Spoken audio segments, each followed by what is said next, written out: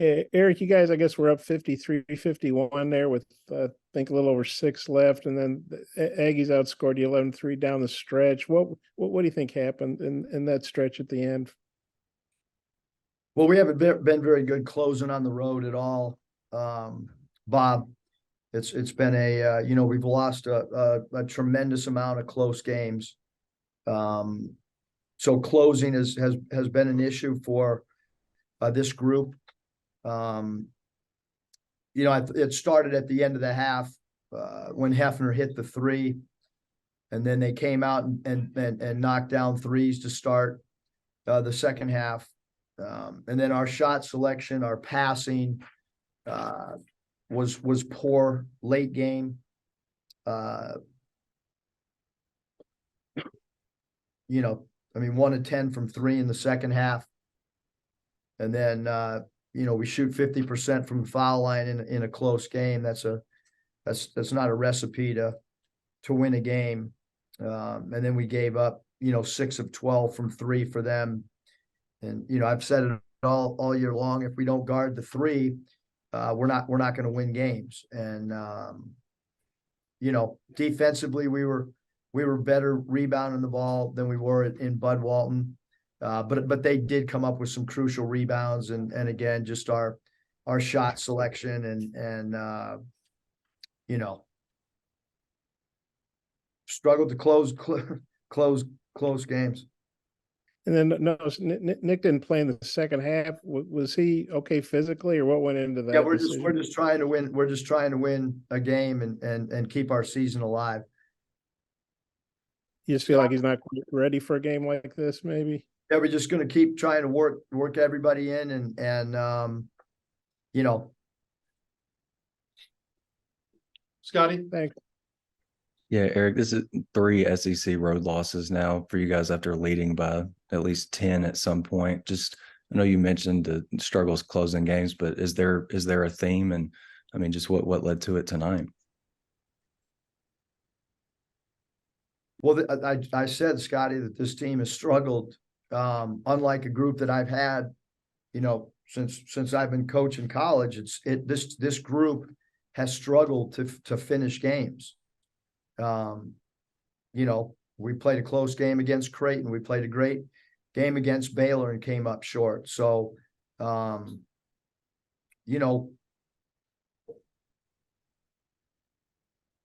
mean, it is. I don't know how to explain it. We have not played good. I just explained everything. We gave up 6 of 12 from three. We went 1 of 10 from three in the second half. So we went 1 of 10 from three in the second half. They hit a 3 at the end of the half, and then they hit 2 or 3 early in the second half, and therefore you're going to lose the basketball game. Curtis. AB also mentioned shot selection for you guys down the stretch. What could have been done to get cleaner looks? Well, I don't think we're a 3-point shooting team, and we went 1 of 10 from three in the second half. So, paint points are what we live on. Free throws attempted are what we live on, and so that was an issue. I mean, sharing the ball was not an issue. We had 17 assists to their 9. So, it's frustrating. I thought we had a really good game plan. I thought we followed it perfectly in the first half. Game gets close, and we've got to be able to counter when another team makes a run. I've said it for 4 years. There's 3 runs in every game. You control 2. I mean, we led the game for 31 minutes on the road, and we're unable to close the game out. Curtis. Coach, I'm curious if you saw any adjustments in particular out of Texas A&M offensively in the second half, or was it just a matter of them starting to hit shots there? Well, they were 11 of 27, Curtis, from the field, so they shot 40%. Not great, not bad, but the 4, as I've mentioned, they went 4 of 5 from three. And we shoot 36% in the second half. So, therein lies the outcome. And Wade Taylor had 16 of his 18 in the second half. I guess, what did you see that got him going? Well, I think he had 18 or 19 in Bud Walton. You know, he's one of the best scoring guards in the league. He's quick. He's one of the best free throw attempt players in the country. He got 5 FTAs, which is a pretty good number, but not anything that, you know, that killed us. Again, his 3-point, I mean, his 3 for 5 from 3 really hurt us. They made 6 threes and he made 3 of them. So his deep 3-point shots, I thought, affected the game tremendously. Hutch. Coach, it seemed like Devo had a pretty nice bounce back game, but maybe struggled a little bit there down the stretch. Just how would you assess his overall performance tonight? Yeah, I mean, there's no question that our entire team struggled the last 5 minutes of the game and most of the second half. We'll have a quick turnaround, so we'll take some questions on Florida. Bob. Yeah, Eric, I don't know if you heard, Florida announced Castleton broke his hand, so he's out. How do you see that impacting the game and what that does to Florida? Probably the same impact that you know, I mean, we've had Brazil out the whole year, and you know, if you look at injuries, you know, it allows opportunities for other guys to play. Florida played a really good last 15 minutes of the game today against Ole Miss. Todd Golden's a very good coach. They have a talented roster. Somebody else will get an opportunity, and their style of play, I thought in the second half tonight, you know, they adjusted really well.